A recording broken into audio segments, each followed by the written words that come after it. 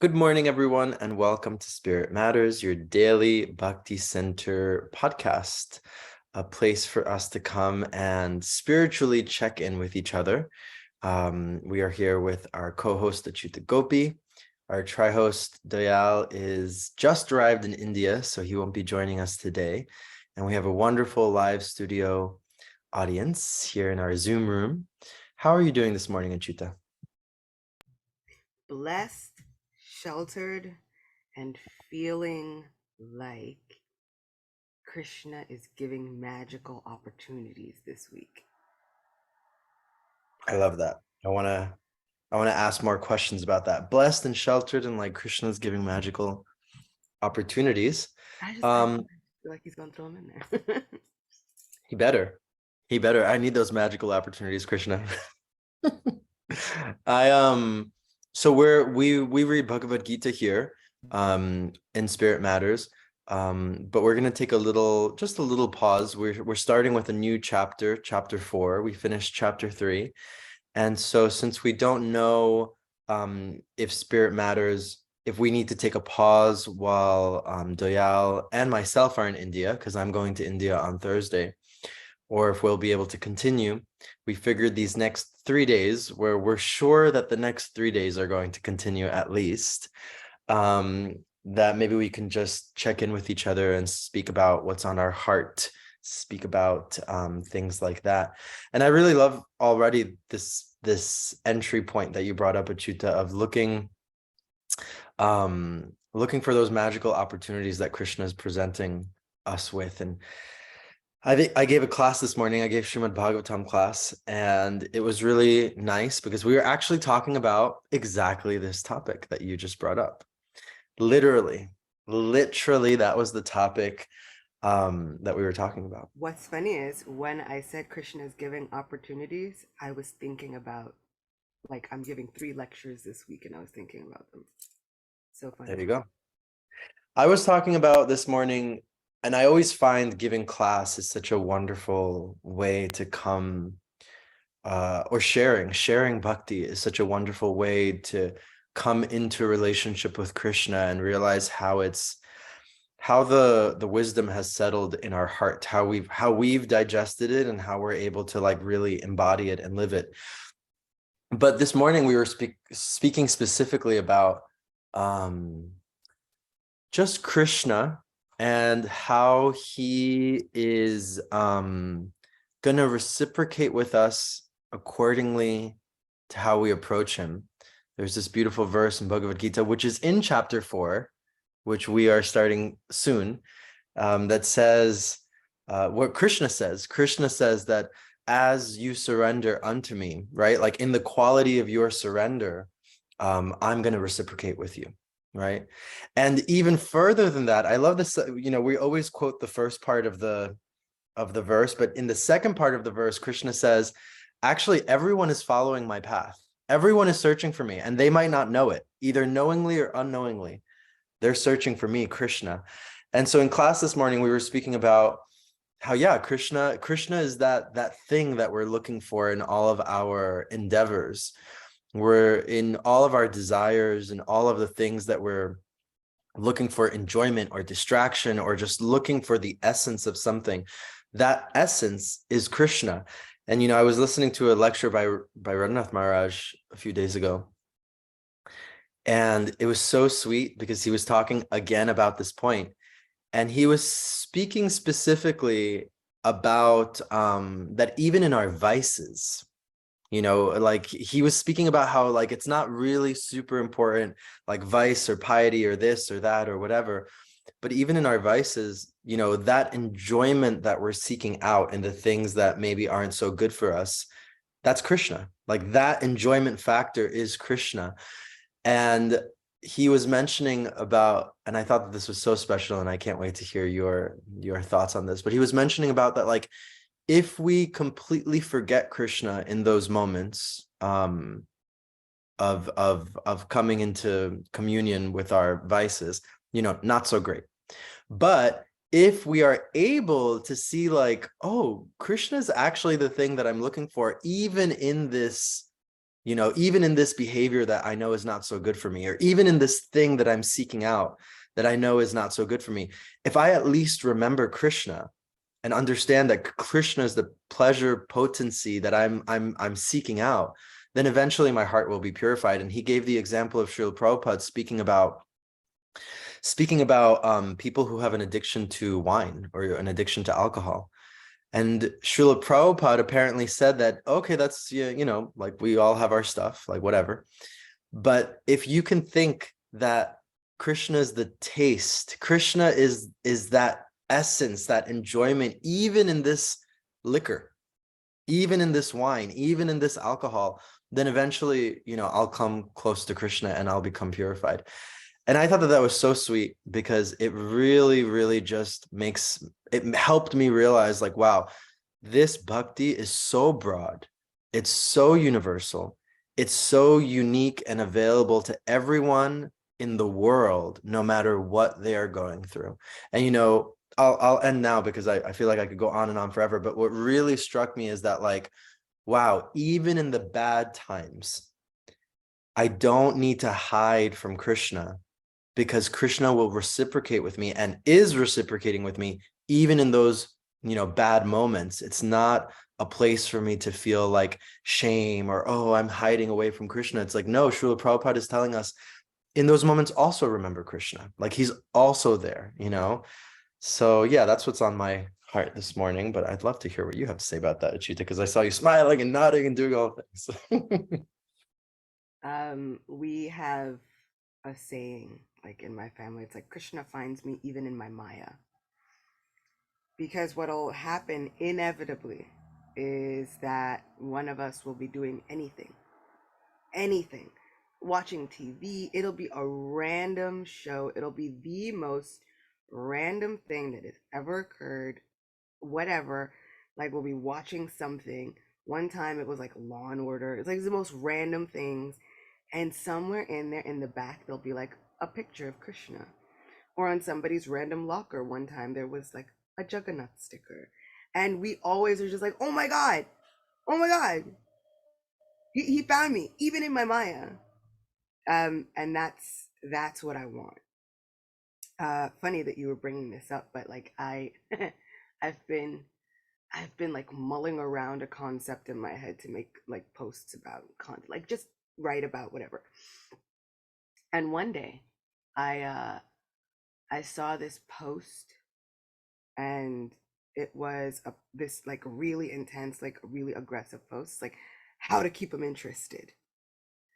And I was like scrolling through I was scrolling by the post, and I don't know, I started like scrolling through the post, which I don't even know why, because I was just like, whenever I see things like that, I get a bit of like a sour taste in my mouth because I'm like, if you've got to work to keep whoever you're interested in that interested, maybe, maybe you should find somebody you could just be yourself with, because that sounds tiring. And I'm not about the tiring. Like, I can't. So they were like, how to keep them interested. And I started scrolling through this post, and I was like, why am I scrolling through this? And then I stopped myself. Like I had those like one of those moments where I just like, let me, what am I doing right now? And then I was just like, I wish, like, and I'm gonna have to be the one. Like if I want it, then I need to do it. I wish we had a group of posts and some content like how to keep Krishna interested. Like I'm like that's the real how to keep him interested. Like why are we, who am I chasing after, and why are we chasing that hard? Like if you have to devise ways to keep the person interested, I just don't think that they want us. But Krishna does. This verse that ye yatamam prapadyante tam stateva bhajamyaham. This verse, like, and what I like about that verse is the bhajamyaham, right? Like, so that bhajami means to reward or reciprocate, but also when we use bhajami, usually it's in the context of Govindam Adi Purusham Tamaham Bhajami, and I've given a lecture on that verse and how much I love it, because this bhajami, this word means to adore. So wait a minute, you mean to tell me that as I surrender to just as I surrender naturally, Krishna will now adore me. That I was sold. I was completely sold. Because when somebody starts to reciprocate with you at that level of reciprocation, you cannot help but fall in love a little bit.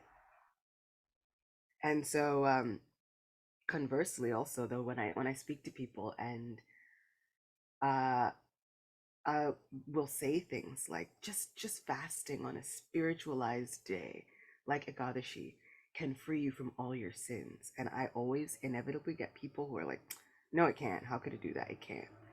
And my answer usually now is, I'm sorry, for you it won't. You're right. Because Krishna is the great reciprocator. So if you believe that it can't, then it won't. But if you believe with all your heart that it can, then it absolutely will. All it takes is us. It's just us standing in the way of Krishna doing all the things. I was reading a verse over the weekend.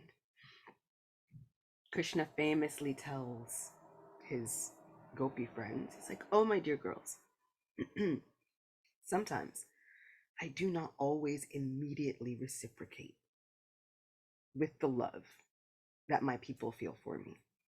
And I don't want you to think it's because I'm hard-hearted or just non-committal or that I have avoidant issues.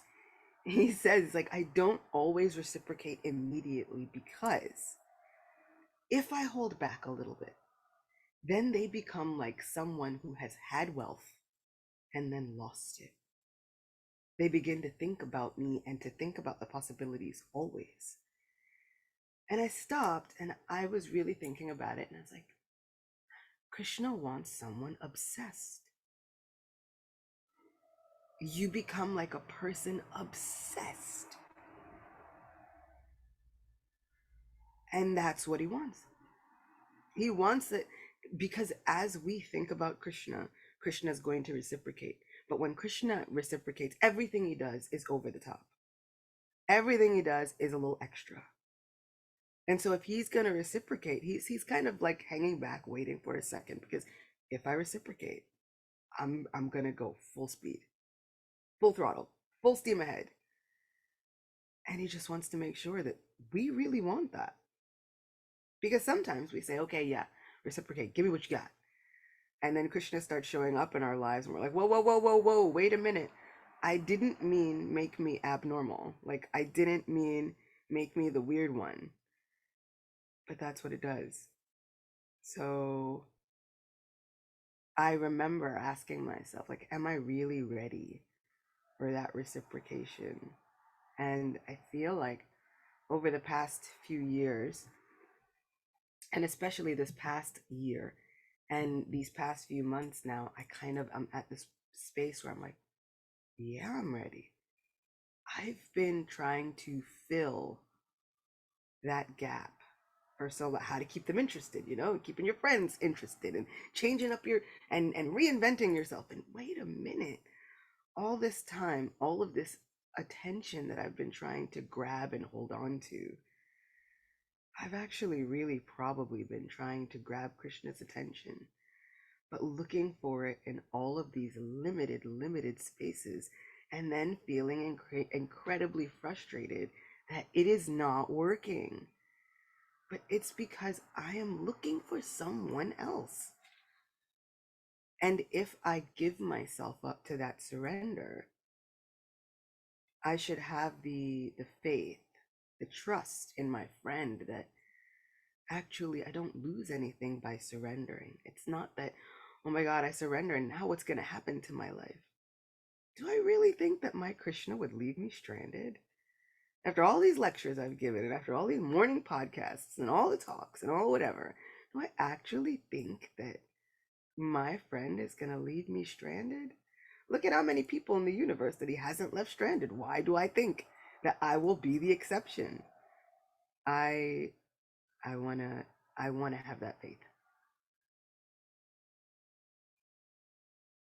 I want to have that faith too. Right? Everything you said was so wonderful and beautiful. I don't even know where to start, but I think that I think this concept of being ready to enter into that reciprocal relationship, it sounds really beautiful and it seems really beautiful and we read about it and all of that stuff. And I think that sometimes when people get frustrated, I get frustrated, is when the reciprocity, when the reciprocity is not the way that we want it, and it's not the way that we thought it was going to go, and it wasn't the way that we maybe imagined, those memes that are like what people think spiritual life is going to look like, but what it actually looks like. It's like, it's just like two very different things. One's like me, with sparkles and chasing butterflies and like, and then it's like what it And the actually, other one is we are on fire. the other one's like, we're on fire. Everything's like falling apart. Um, and it's just like, yeah, it's like spiritual life might not go according to our plan, but can I guess like the ask is like, can I remain loving and lovable, loving and lovable throughout the hard times, because I'm somebody that, like, when things get tough, I get a little hard, like my heart gets a little hard when things get tough. And it's been a journey to try and not do that. To try and see the Krishna in the Maya, to try and let Krishna find me even when I'm going through that hard stuff, because the hard heart is something that we're trying to avoid. We don't want to clad the heart in a box and just like be very bitter and this and like Feel guarded and like sad. this. Yes, exactly. And rather, we want to be soft, right? We want the heart to be soft like butter so that Krishna can come and reciprocate with us. And I think what's really interesting and what it really comes down to, like at the end of the day, what it really comes down to is that for that reciprocation to take place, like real reciprocation, there needs to be a level of trust. um and surrender takes a lot of trust, to like give myself to that process. It takes utmost trust, and the material world is a place where trust is constantly violated. It's constantly, our trust is broken. And so that process of understanding that that trust is going to be fulfilled through Krishna, it is a journey. It is a journey. And I don't think that, because I guess what I'm trying to say is, I think that on the spiritual path, or even on the path of bhakti, it's so easy to say and even believe. I've done this where I'm just like, I surrender, Krishna, I'm yours, and like I surrender, and like I might believe it in the moment, and I'm like fully there for it. I'm just like, yes, I'm doing it, I believe in you, Krishna. Krishna, take the wheel, like let's go for it. And then here I am on the Krishna journey, and it's like, oh yay, everything's great. And like, boom, reversal hits you, and Krishna gives you a leela, a pastime of reciprocity that might not go according to your plan, and you might not like. And it's quite, I think it's part of the journey. It's part of the growing journey to learn how to get through those moments where things are tough, and learn how to not close up. um I'm somebody that, when you were saying like, how do I keep my friends interested and how do I, like, keep the world like this and whatever, it's so interesting how different things manifest in different people, and how it all is actually goes back to the same thing, because whether someone is extroverted or introverted, or seeking out or seeking in, or seeking this or seeking that, because I'm the opposite. I'm like, I don't want anyone to pay attention to me. I just want to disappear under my blankets on this couch and like whatever. But actually, that's also a form of ego. It's all false ego trying to like be like, someone love me, someone protect me, someone help me, someone save me. Like, is someone gonna call me even though I don't want them to call me? Like, is someone gonna pay attention to me even though I don't No, want no, them no. to, or We this? want them to call us. We just don't want to go anywhere. We want to be invited, but Exactly. we're not going to show up. Exactly, 100%. And I guess like the final point that I was going to make is that like again, everything that we're searching for is Krishna, because the only person that can actually fulfill those super deep desires is Krishna. Like we're not going to get that from our significant other, from our, I don't know, parent or friend or like whatever. There's limits with those kinds of relationships. And yeah. Yeah, yeah, yeah. And that's not to say that there is no love there. There absolutely is. It's just that we have this innate search for this overwhelming, all encompassing, completely soul binding love. And that is a difficult thing to ask from another living entity. But, you know, when you were saying, surrender sounds easy, but it's like what we thought we were going to get versus what we actually got. We have the problem that we think that surrender means no more problems, you do whatever I want. Because, or we think, oh, but once you surrender, that calls in the problems. And I'm like, were we living problem free prior to surrender? Because I don't think so. Like, I think we had issues, like, we were going through it either way, but we tend to forget that. And then we chalk it up to surrender. We blame it on the surrender. We blame it on this whole Krishna thing. We blame it on the spirituality. We blame it and blame it and blame it. And I'm like, but you do realize that there's tragedies literally every day, real, actual tragedies every day. I don't think it was the surrender. It's this place. And so also I was thinking about that this weekend, like, okay, but once you surrender, like, oof, this is where it gets tough. And I was just like, when was I feeling like it was easy? Like, I need to get out of that false narrative in my brain where my mind likes to tell me, oh, but it was easier before. This is too difficult. This is going to be too much. You can't really handle all of this. I mean, come on, you can't really take one more thing. Like, the life has been difficult enough. If life has already been difficult enough, why not take a chance on surrender? And we continuously tell ourselves, oh no, but that brings problems. I'm like, no one was happy here. I'm reading so many things. There are demigods that are constantly in anxiety about having their positions taken. There are living entities who are constantly in anxiety about losing wealth, family, friends, whatever it is that means something to us. Everybody's constantly in anxiety. Everybody's dealing with the six senses, which include the mind. And Krishna is telling Arjun, everyone is struggling. He uses the word struggle. The struggle is real. Everyone is struggling with the six senses, which include the mind. And we somehow think that we're going to be exempt from all of that. And then we throw it on spirituality to make us more exempt from all of that. If you are not making me comfortable, I have no use for you. But he actually is making us comfortable. Spirituality is making us more comfortable. It's just that this place is an uncomfortable place. It's we can't get mad at nature. Nobody asks for a fever, but it happens anyway. And we understand that that is a fact of life. And we also understand that it won't be there for forever, hopefully. I'm just But thinking about this Instagram go ahead, story go that ahead. you. No, I was just saying, I just thinking about this Instagram story that you posted that I thought was like so funny. It was like you smiling like this, or like you weren't doing this with the fingers, but like you were like doing that. And I can't remember verbatim what you wrote, but it was like the material world is a place of suffering.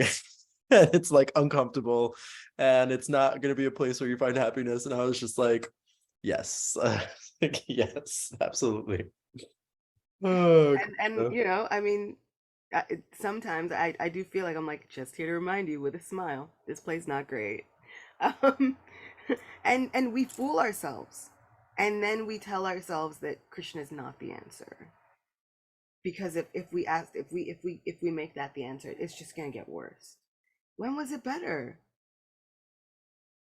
I mean, it's time that we go out on a limb with a little bit of faith. And we like to say that this place, this material world, is not a place where we exercise faith and trust, but it is. Every day we do it. Otherwise, no one would cross the street with the faith that other people are going to obey the rules and stop at the stoplight. No one would get on a bus with the faith that, oh, this bus driver is not going to just careen through many, many vehicles and overturn this entire bus. We don't know this bus driver. We don't know their credentials. We don't know if they're an alcoholic. We know nothing about this person. And we exercise that faith and that trust. We put our lives in the hands of unknown people every single day. But we don't think about that. We don't second guess that.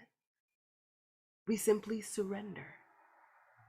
So if we think that we can't surrender, we are fooling ourselves because we do it every day. We put ourselves in the hands of surgeons and doctors and medical practitioners that we do not know. We have no idea if they flunked out or they failed their boards the first time or the second time or the third time. We just know that eventually they got to this point where they can wield medical apparel and instruments and somehow put us into some lucid coma and then wake us up and we're gonna be okay. Like they're gonna go and like root around in your body and do things, and then you wake up and then hopefully you're mostly better. And we put our faith in that every day. Go ahead, doc, do your thing.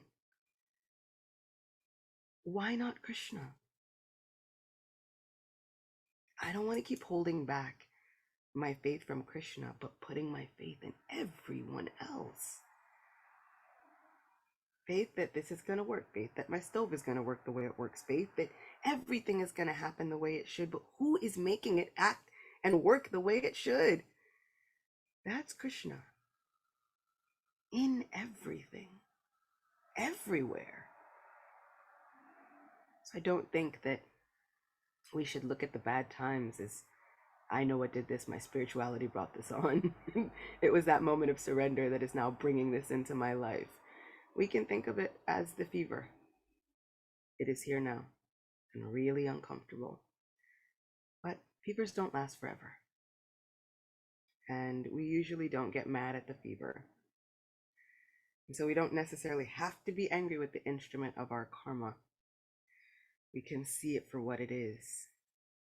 And remember that the surrender helps us out of it, not drags us closer to it.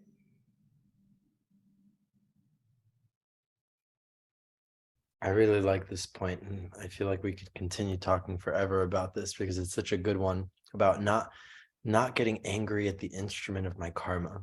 It's such an important thing because it's so easy to get lost in that anger against that instrument, because a lot of the times that instrument can be a person, and it's so easy to get lost in all of the drama and all of that stuff. But I really love this point that you're making, that Krishna is everywhere.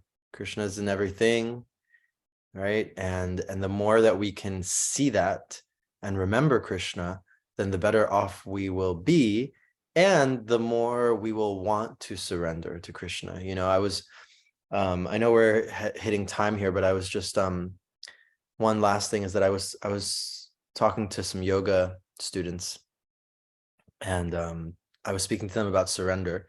And I feel like with like people who are like into yoga, asana or whatever, it's like you have to, my style with them is like, I want to make it super practical because I don't want to just be like, hey, let's like just talk about these like high spiritual subjects, which you may or may not be interested in, like they want to move their bodies.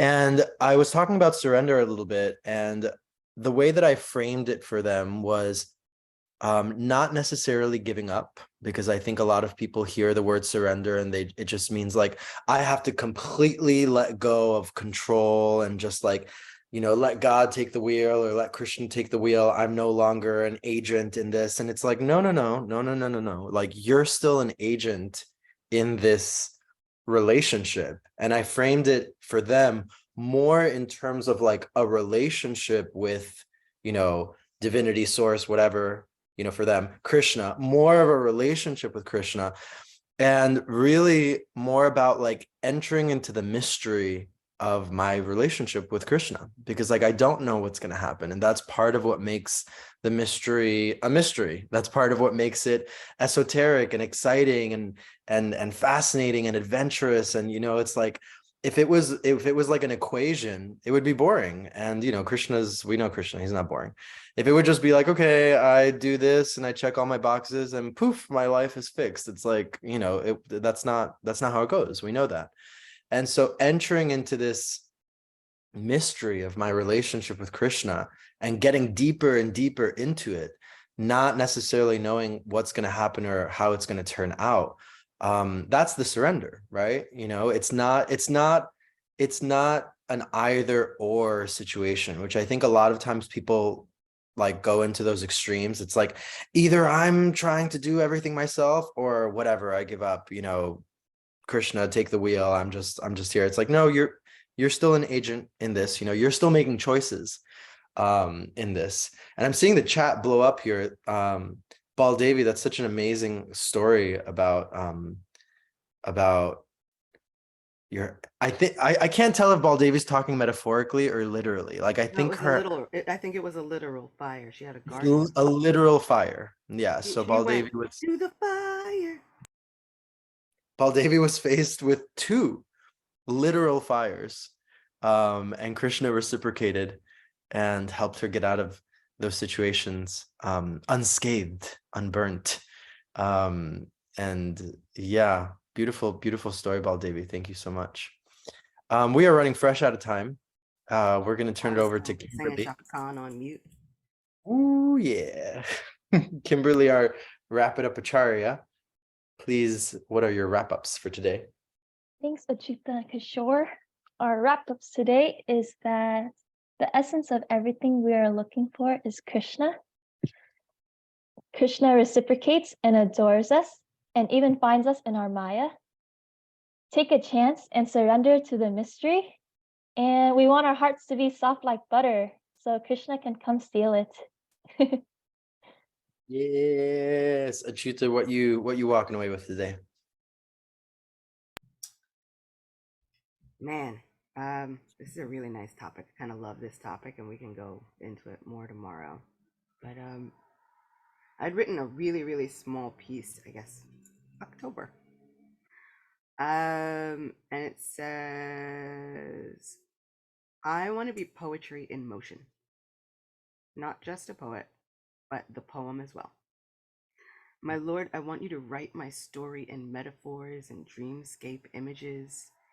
Pen down my heart with words that will be felt and not merely read, but most of all, write me down so that you will not write me off. Write me down so that you don't forget me, even when it looks like I might forget you. That was so beautiful. That brought me back. That brought me back to when I first read that's in your book, right? No.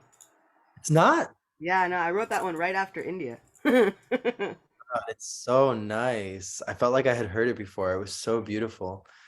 I don't know how to follow that, but I want more truth to poetry. But yeah, I think just walking away with something that's really been on my mind, and like you said, I love this topic too, and we can talk about it more.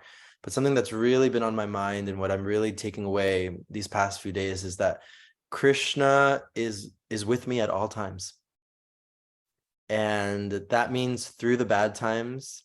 That means when I am being a fool, and it's up to me to make the choice of whether I want to realize that or not, and when I realize that Krishna is with me during the bad times, it becomes a little less bad, and it becomes more meaningful, and it becomes purposeful instead of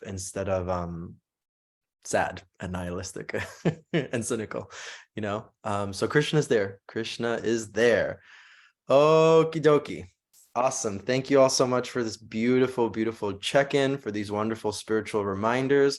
We will be here tomorrow at 9 a.m. Eastern time, and hopefully continuing this topic of surrender and Krishna being in everything and everywhere. Thank you so much, Achyuta. Thank you to our live studio audience, and we will see you all tomorrow. Bye, everyone.